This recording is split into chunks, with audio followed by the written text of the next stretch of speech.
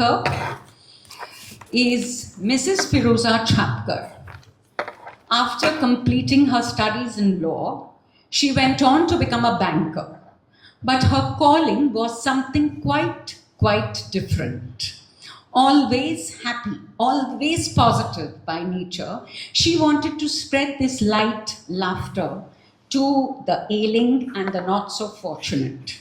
So she did a very basic course in yoga and meditation at Kaivalya Dham.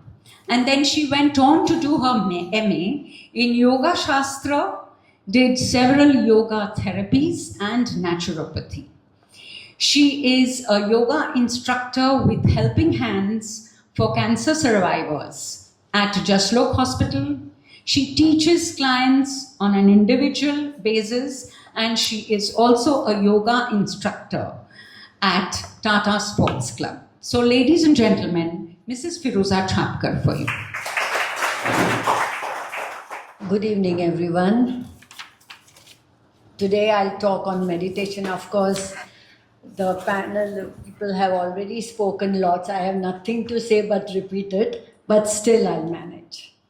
Okay, so talking of meditation, in our fast-paced, always connected world, our minds are constantly in overdrive. And so even a few minutes of meditation acts as a much needed reset button for the brain.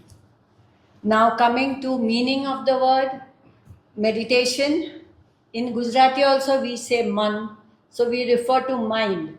But mind doesn't mean that it is in the brain faculty. Suppose I've got hurt in the elbow or something. So my mind is there means here is the portion where my mind is continuously disturbing me and it is focusing there. So wherever we focus, that is the place of mind. The word meditate means to engage in mental exercise or focus on one's thought, reflect upon or ponder. It is the sensory mind, the faculty of in the senses that processes raw data from different senses and then generates immediate thoughts, impulses and desires. Now, why we need to meditate? So the human mind is always referred as monkey mind. So like a monkey jumps from tree to tree, our thoughts also go on from one thought to the other and to the other. So it is oscillating in the past and future. If we have past any sad this memories, we reflect there, or in future anxieties, we move on to that. It is jumping from one thought to the other like a monkey. Now it is a restless and distracted mind. Now imagine that restless monkey jumping from tree to tree consumes alcohol. So when it consumes alcohol, it will go totally out of control and turn mad. In the same way, we also go out of control if we are attached to desires or some substances or anything. Now, once again, that drunk monkey is bit by a scorpion. Then he'll just go and to the highest peak of pain. Similarly, we also, our state of mind is overwhelmed by jealousy, anger, sudden trauma, and this is how our mind behaves finally. The unchecked thoughts in the mind spiral into extreme anxiety or misery. The remedy is traditional breath work, meditation to calm the monkey mind and to restore focus. Now, what is meditation? It is anchoring the wandering mind to achieve peace. So anchor your focus on the present moment, on the concept of now. Suppose I am boiling milk on the stove and I am looking at it, my eyes are there. But if my optic nerve is not functioning, which is connected to the mind, it will the boiling milk will overflow and I'll be just looking at it. And then I'll realize all of a sudden, milk is. So that is the faculty of the mind. So mind should always be focused, not by force or anything. It should happen on its own. So distractions and all will come in the way, but we have to go on erasing it slowly. And awareness of here and now. Okay, so you step away from past regrets or future anxieties. It is a deliberate cognitive effort to anchor your focus at the present moment, whether in the breath, sensations, or anything. Now, what is the main focus of meditation?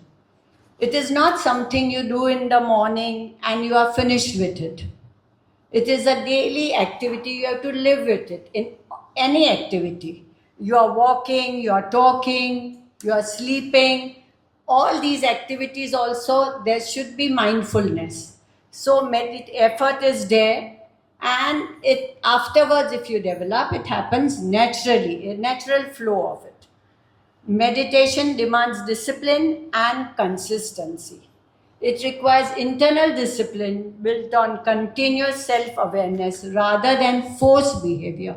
If you force yourself, no thought should come, no thought should come, it is not going to help. The thoughts will go on coming. You have thousands of thoughts in, say, a span of 5 minutes, or you will have thousands of thoughts. But it depends on you how to control it. You can turn your daily activities into meditative. Every day, it's like conscious breathing. One conscious breath in and out is meditation. So you are consciously breathing in and breathing out, and you know how the air moves in and out. Then mindful walking, which I'm just preaching but not doing, because I often, when I fall down, I realize, I was not aware.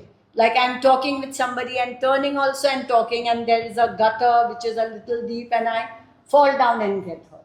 So then I come to know, I'm preaching about this and I myself is not doing it. But that is mindful walking. So especially in rainy season, we become mindful because the roads are wet.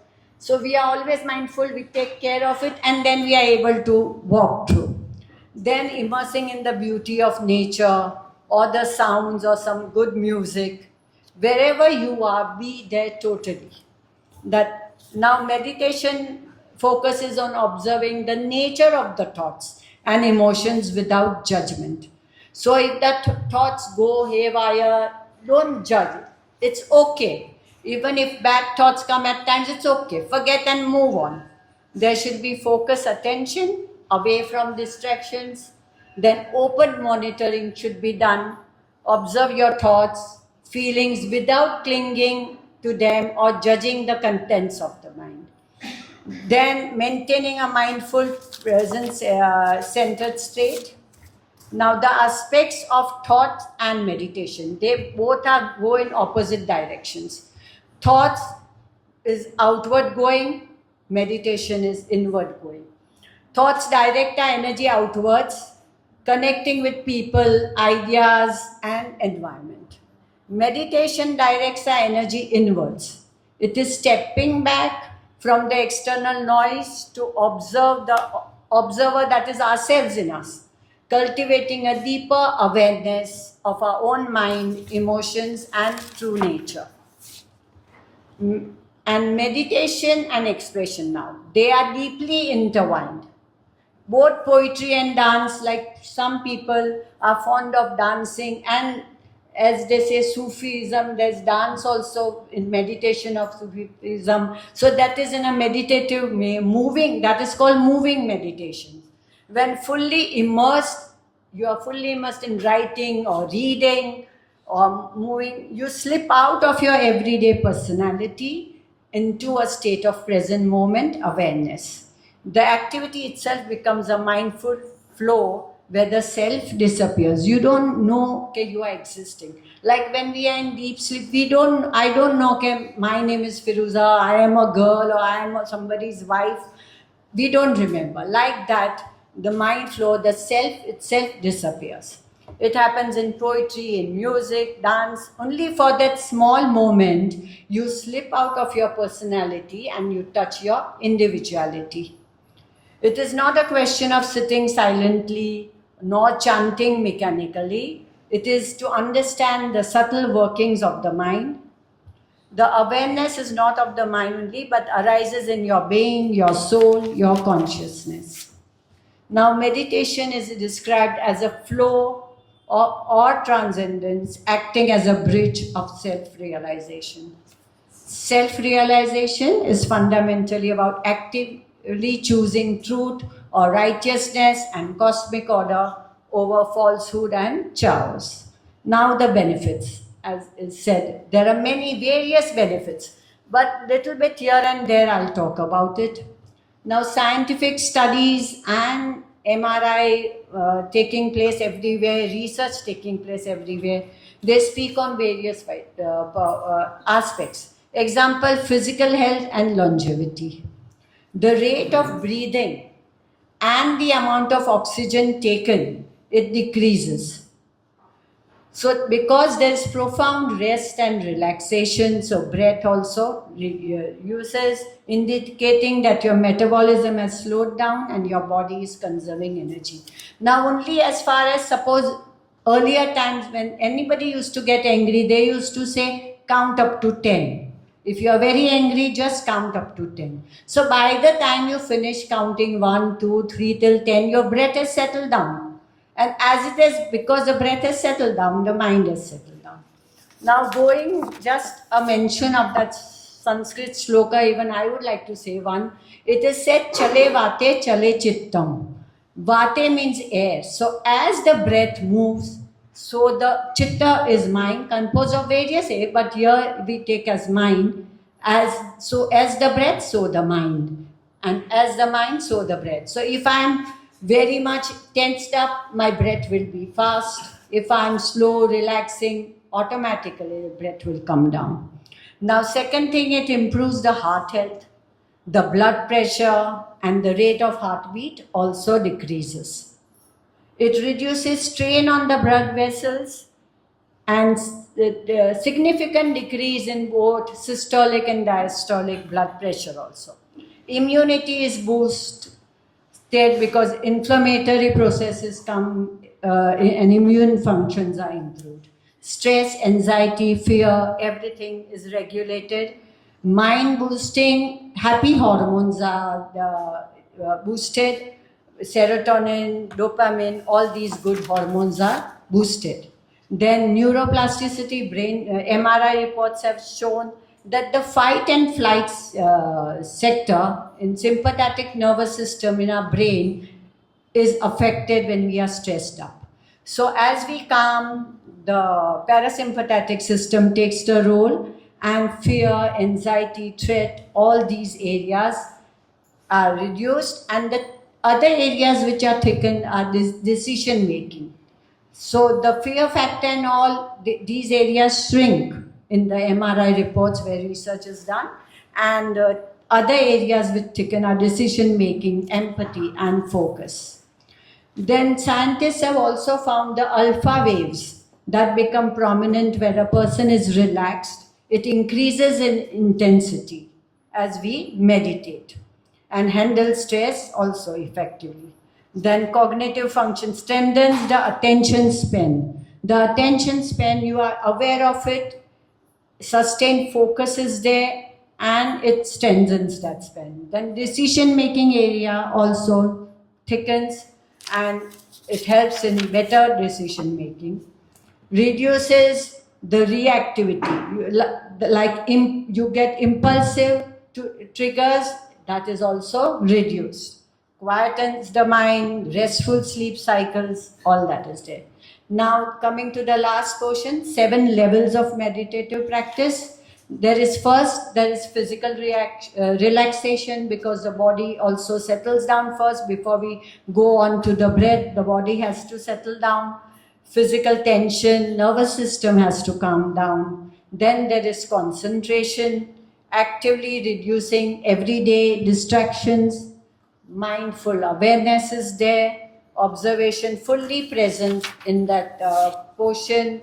Insight is there. We go deep inside ourselves, and the thoughts and emotion, they arise, but they fade away slowly. Then you experience joy, contentment, blissful states. then you transcend, humility is there, sense of unity, oneness is created, and the ego and individual finally dissolves into pure consciousness. So to summarize, meditation can bring about profound changes in one's life. The body preparation, concentration, discipline, dedication, and patience develop a greater understanding of yourself and the world around you. Thank you for listening to me patiently.